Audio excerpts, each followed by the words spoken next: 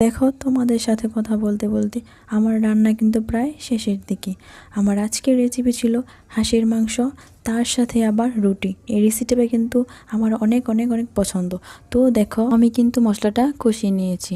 এখন আমি মাংসটা দিয়ে দিব, হালকা নাড়াচাড়া দিয়ে দিব, মাংসটা মজিয়ে নেব। ঠান্ডা শীতের আবহাওয়ার মাঝে এই হাঁসের মাংস আর চালের রুটি কিন্তু গ্রামের সাধারণ মানুষের খুবই একটা জনপ্রিয় খাবার। তো বন্ধুরা, আমি এখন রুটিটা বেলে নিচ্ছি।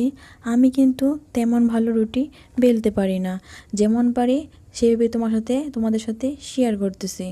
তো বন্ধুরা, এদিকে দেখো, ফাইনালি আমার হাঁসের মাংস রেসিপিটা কিন্তু তৈরি হয়ে গেছে। আমি আবারও কিছুক্ষণের জন্য ঢাকনা দিয়ে মাংসটা ঢেকে দিব।